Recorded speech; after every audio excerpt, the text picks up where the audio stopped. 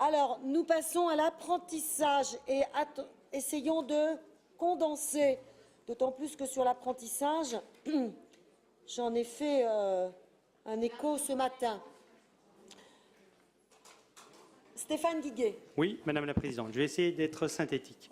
Dans le cadre de la Alors, stratégie... vous êtes deux à intervenir parce que je vois qu'il y a l'apprentissage et les formations sanitaires et sociales. Voilà, je commence par l'apprentissage et Valérie Depierre enchaîne juste derrière moi. Dans le cadre, je disais, de la stratégie de mandat adoptée il y a un an, un plan de soutien et de développement de l'apprentissage est décliné donc en plusieurs axes dans le budget que nous vous proposons. Déjà, offrir aux jeunes bourguignons franc-comtois la possibilité d'accéder par la voie de l'apprentissage à une qualification professionnelle et à l'obtention d'un diplôme qui leur assure une insertion professionnelle rapide et durable. Deuxièmement, renforcer la qualité de la formation et l'adapter aux évolutions sociales et technologiques. Et troisièmement, coordonner l'ensemble des actions conduites par les différents partenaires en faveur de l'apprentissage. Je pense bien sûr à l'État, aux chambres consulaires, aux acteurs du service public régional de l'orientation, le SPRO, que nous présenterons demain avec le CPRD-FOP, et les branches professionnelles.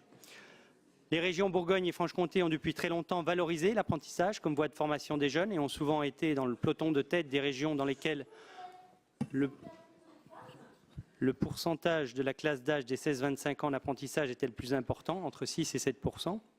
Cette tradition historique, j'ai envie de dire, nous souhaitons la poursuivre, car nous croyons que les modalités de formation de l'apprentissage permettent à des jeunes d'acquérir un socle de connaissances, un savoir-faire, un savoir-être, qui leur ouvre les portes du monde du travail.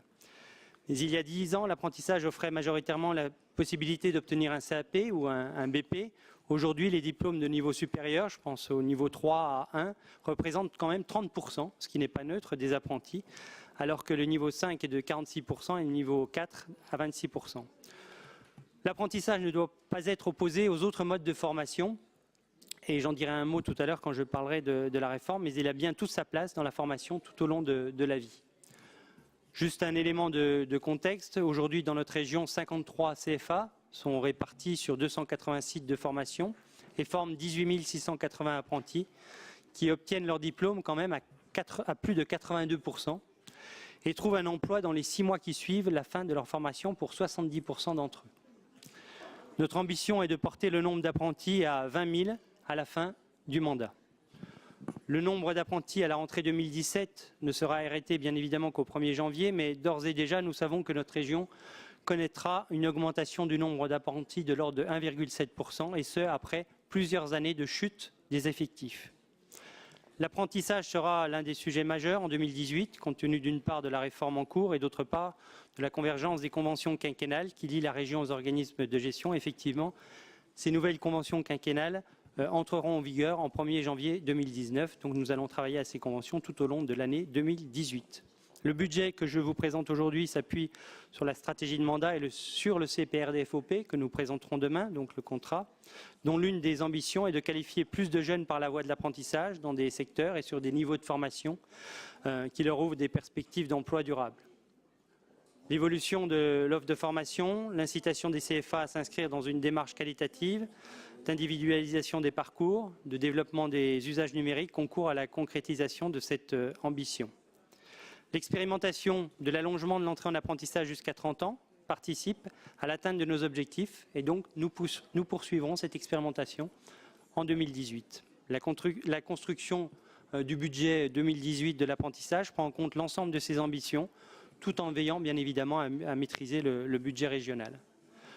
Le budget de fonctionnement sur les slides de l'apprentissage qui vous est présenté est de plus de 80 millions d'euros en AE et de 79,6 en CP.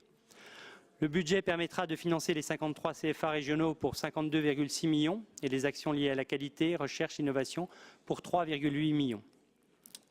Par ce budget, la région accompagnera les jeunes dans leur cursus de formation par le versement de différentes aides. Je pense notamment à des aides que vous connaissez pour ceux notamment qui siègent en commission 3, aide au transport, à l'hébergement, à la restauration, à l'équipement pédagogique pour 6,3 millions d'euros. Le fonds social destiné à éviter les ruptures des jeunes qui rencontrent des difficultés sera évidemment poursuivi. L'expérimentation conduite pour inciter les jeunes de 25 à 30 ans à se qualifier par la voie de l'apprentissage, je l'ai déjà dit, sera financée, lui, à hauteur de 200 000 euros. La région accompagnera également les entreprises par le versement des primes aux employeurs apprentis et l'aide régionale de 500 € pour la formation des maîtres d'apprentissage.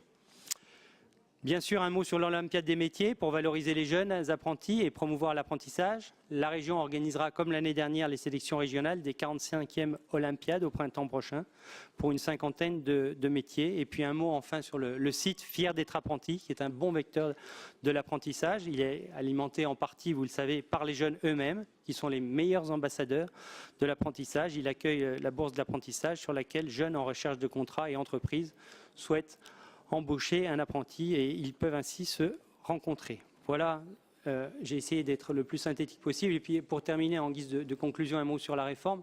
Vous l'avez très bien dit, Madame la Présidente, ce matin, combien la région, mais j'ai envie de dire les régions, l'ensemble des régions et des présidents de région sont totalement mobilisés sur la réforme de l'apprentissage et de la formation professionnelle, avec le risque que vous évoquiez ce matin, de voir les branches récupérer la totalité du financement et même on sent qu'ils veulent aller au-delà sur la carte des formations.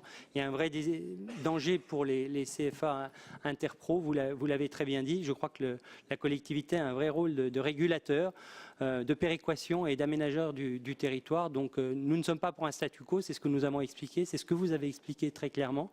Nous avons besoin de simplification, besoin d'impliquer les branches dans les référentiels, besoin de travailler beaucoup à l'orientation. Je crois que nous avons de vrais progrès à faire sur l'orientation et le SPRO que nous présenterons demain va dans ce sens-là.